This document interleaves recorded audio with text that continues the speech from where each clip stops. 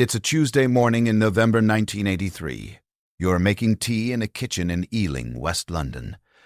The radio is on. The BBC weather forecast says rain through the weekend. You have lived in this house for 4 years. You know the names of your neighbors. You go to the same pub every Thursday.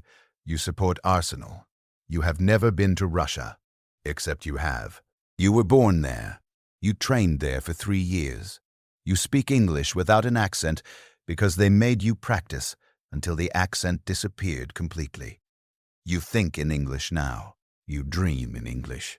But somewhere inside you, buried under 4 years of a life that isn't yours, is a file, a mission, a reason you are standing in this kitchen in Ealing, making tea and waiting. The phone rings.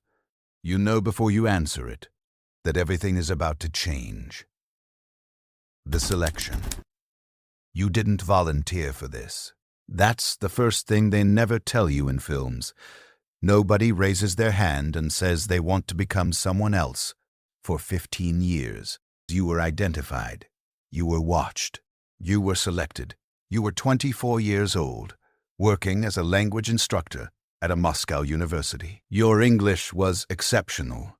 Your file noted that you had no strong family ties. Parents deceased. No siblings. One relationship that had recently ended. You were, in the language of Directorate S, a clean slate. A man came to your office one afternoon and asked if you wanted to serve the Soviet Union in a significant way. You said yes. You didn't ask what the significant way was. The psychological assessment came first. 40 hours of interviews over 2 weeks. They were looking for something specific. Not bravery. Not patriotism. Those were easy to find. They were looking for the ability to sustain a performance indefinitely, to become someone so completely that you stopped performing and simply were. Most people can lie for a day, a week. Some can hold a cover for months. Very few can do it for years, without slipping, without a single moment of real self escaping into the open. You passed. They told you nothing else about the mission. They took away your name and gave you a new one. And the training began. The training. For 3 years you became James Allen Whitfield. James grew up in Coventry. His father worked in a car factory. His mother taught primary school. He studied geography at Birmingham University, graduated with a 2:1, and moved to London at 22 for a junior position at a shipping company. He supports Arsenal because his father did. He drinks Tetleys. He takes 2 sugars. You know all of this because your instructors built James from the ground up. They found a real person, a British man who had emigrated to Canada and had no intention of returning. His identity documents were obtained through channels you were never told about. His national insurance number was real. His passport was real. The training was total. You watched British television for 8 hours a day. You read British newspapers from the 1960s and 70s. You walked through mock-up British streets inside a facility outside Moscow, practicing how to queue, how to pay for things, how to complain about the weather in a way that sounded natural and not like someone who had studied complaining about weather. The hardest part wasn't the language, it was the pace. British life moves at a specific rhythm, unhurried, understated, deeply uncomfortable with emotional directness. You had to slow yourself down, suppressing the urgency. Learn to communicate entire conversations through implication. By the end of the 3rd year, you had stopped correcting yourself. James Whitfield's responses came first. You had to work to remember that they weren't yours. Then they gave you the mission. You were to travel to London, establish a life, build contacts inside British industrial and governmental circles, and wait for activation. You might wait 6 months. You might wait 10 years. You would know the signal when it came. You flew to London on a Tuesday in October 1974. You were 27 years old. James Whitfield was 26. Building the life. The first year is the hardest, not because of the danger, because of the loneliness. You have no contact with Moscow, except a dead drop in Hyde Park that you check once a month. Nobody knows who you are. You cannot tell anyone anything true about yourself. Every friendship you build is a lie by design. Every conversation is a performance. You find a flat in Ealing. You get the job at the shipping company. You join a five-a-side football team on Wednesday evenings. You go to the pub. You learn which barman gives generous pours and which doesn't. You have opinions about music and television and the state of British politics that you have carefully constructed to sound like the opinions of a man who grew up in Coventry. After 18 months, you have 3 genuine friends. They know James Whitfield completely. They know nothing about you. There are moments, small, dangerous moments, when the mask slips inside your own head. You see something on the news about the Soviet Union, and your first instinct is pride. You have to flatten it immediately. You learn to treat your own emotional responses as security threats. You monitor yourself the way the KGB monitors dissidents, constantly, without mercy. By the end of the 2nd year, the monitoring has become automatic. You no longer have to think about being James Whitfield. You just are. That is when Moscow sends the first instruction. The instruction is simple. Get closer to a man named Colin Marsh. He works in the Department of Trade.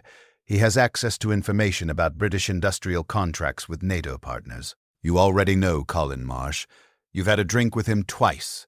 He thinks you're a nice bloke from Coventry who works in shipping. You have been living in Britain for 2 years. Your mission has just begun. And Colin Marsh has no idea that the friendship he is about to develop with James Whitfield will cost him everything. The operation. You don't recruit Colin Marsh. That's not your role. Your role is to map him, to understand him completely, his routines, his pressures, his weaknesses, his vanities, to gather enough information that when a handler eventually approaches him, the approach is surgically precise. You spend 6 months getting closer. You suggest the same pub. You remember his wife's name, his children's ages. You listen carefully when he complains about his job, his boss, his salary. You never push. You never probe directly. You simply create the conditions for a man to talk, and Colin Marsh talks. Over 18 months, you learn that Colin is in significant debt, that he feels overlooked at work, that he has a complicated relationship with loyalty. He is patriotic in the abstract, but resentful in the specific. He is, in the language of recruitment, ripe. You file a report through the dead drop. Moscow thanks you. They say a contact will be made. You never learn what happens next. That is the architecture of the operation, compartmentalized so completely that even if you were arrested and broke under interrogation, you could not compromise the next stage. You only ever know your own part. This is the part that never appears in the films. The sleeper agent's work is not dramatic. It is patient and intimate and completely invisible. You are not stealing documents. You are not meeting handlers in car parks at midnight. You are sitting in a pub in Ealing, listening to a civil servant complain about his manager, and every detail goes into a mental file that you transcribe at 2 a.m. when James Whitfield is asleep. 3 more operations over 4 years, 3 more Collins, 3 more careful, patient, invisible dissections of men who trusted James Whitfield completely. The cost. In 1979, you meet a woman named Sarah. She is a teacher. She is funny and direct and completely unimpressed by things that impress other people. You like her immediately, and then you spend 3 days trying to decide whether you are allowed to. Moscow never explicitly forbids relationships. They understand that a man living alone for years is a behavioral anomaly that attracts attention. A relationship is, from their perspective, good cover. You tell yourself this. You tell yourself the relationship is operational. By 1981, you know that is not true. Sarah knows James Whitfield better than anyone alive. She knows his habits, his moods, his fears.